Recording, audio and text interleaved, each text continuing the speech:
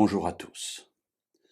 Dans la Bible, il y a plusieurs caractéristiques qui nous sont données pour déterminer finalement dans quel groupe de personnes nous nous trouvons. Beaucoup de textes nous parlent aussi du temps de la fin, des événements bien entendu, mais aussi de l'ambiance, de l'état d'esprit qui règne. Dans une très courte lettre qui se trouve juste avant le livre de l'Apocalypse, l'apôtre Jude nous dit les choses suivantes. Il y a un seul chapitre et nous lirons les versets 17 à 19. Mais vous, bien-aimés, souvenez-vous des prédictions faites par les apôtres de notre Seigneur Jésus-Christ. Ils vous disaient, à la fin des temps, il y aura des moqueurs qui marchent dans l'impiété selon leur convoitise.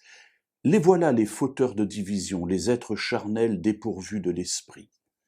Permettez-moi, si vous le voulez bien, de m'arrêter sur une seule définition donnée ici. Les fauteurs de division.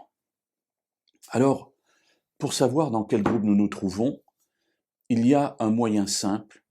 Est-ce que nous nous trouvons parmi le groupe des fauteurs de division? Je suis frappé de voir combien il y a de personnes, j'allais dire, qui se délectent dans le colportage de ragots, parfois de choses vraies, il ne s'agit pas toujours de choses fausses inventées, parfois de choses vraies, mais qui aboutissent finalement à la division entre les personnes. Mais c'est là un état d'esprit du temps de la fin.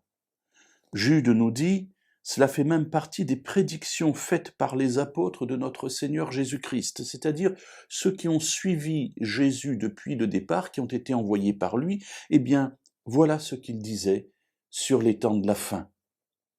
Les fauteurs de division.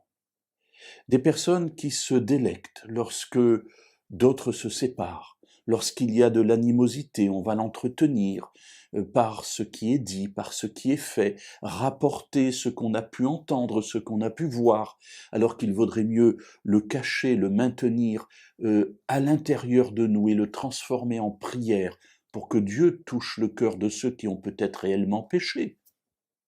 Mais nous le pouvons le rapporter, le raconter, en faire nos choux gras. Eh bien, voilà une des caractéristiques du temps de la fin.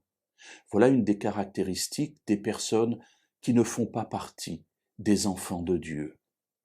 Alors, Jude le dit, à la fin de ce court récit que nous avons vu, ce sont des êtres charnels, dépourvus de l'esprit. Alors examinons-nous, parce que parfois nous nous trouvons, peut-être malgré nous, peut-être de manière volontaire, dans le groupe de ces personnes. Alors sachons voir où nous nous trouvons et peut-être immédiatement fermer cette porte et nous éloigner.